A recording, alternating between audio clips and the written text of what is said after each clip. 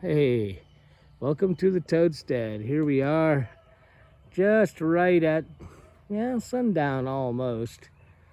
And we are, this is basically day 3, mostly because day 1 was actually fraught with a lot of issues.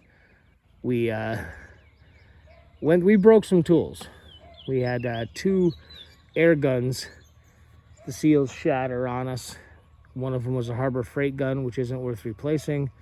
And the other was a model of Senko. I simply wasn't able to find the parts.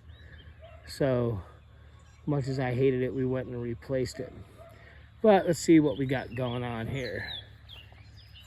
For those of you who are kind of new, this is our not so tiny house, going to be, and it's 20 by 30. And it's a little overbuilt. The pilings are on 6-foot centers. They're 8 by 8, and they are the kind of pilings that would be driven for docks and whatnot, salt water. So long story short, I got them at a fantastic price a couple of years ago. Now all the rim joists, as you can see, are all pressure treated. That was pre-mill, just leave it at that. And it's bolted with 3 1/2-inch bolts on every connection, including the corners where there's 6. And these are 2 by 10s. This whole thing is all done in 2 by 10s. The scantlings, I think, were 2 by 6s. We just said, and we made them bigger. And you can see in the center where it's doubled, we've got joist hangers, and then here, where it's single, we've gone ahead and nailed it, 4 nails per. And then here, where it's doubled, we're back to the joist hangers again. And you can see what we did. We notched each of the posts for everything to fit, doubled up where the 2 long boards come on, and this thing is symmetrical. And what we've done here is just,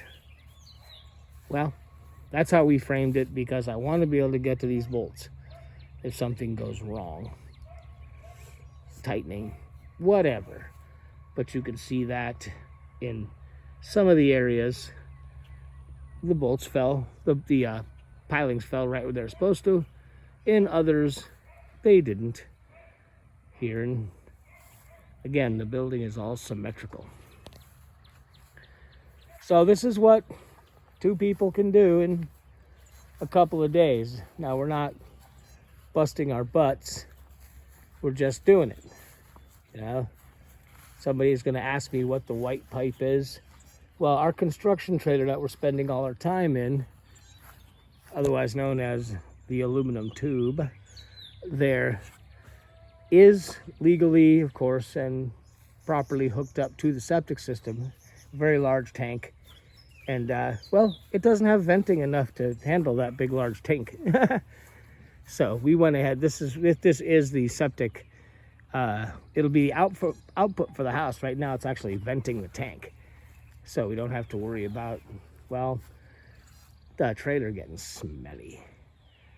But 2 by 10 10s, getting our floor joists put on, and we'll bring you along more as we go. This thing's going to be pretty much built by just a couple people with regular kind of tools. We're just doing it. My thumb actually hurts from driving not a few nails for the joist hangers. For those of you who aren't familiar, there's something like 16 or 18 nails per. And each of these center ones, which will be here, 1, 2, 3, 4, 5, 6, 7, 8. So 16 of them. No, it's gotta be right. It's right here where it's all doubled. So 1, 2, 3, 4, 5 of them. So there's 5, 10, 15, 20 joist hangers on those, and then all the outside ones have one joist hanger and then they're nailed. So, is it overbuilt? Yes. Do I want to monkey with it? No. So we're going to go ahead and overbuild it. There's going to be some questions as to where that lumber came from. Well, that's where the lumber came from. In fact, there's some 12-foot logs down here that if you listen to them real close, they whisper rafters, rafters, rafters. All right, we'll see you next time around.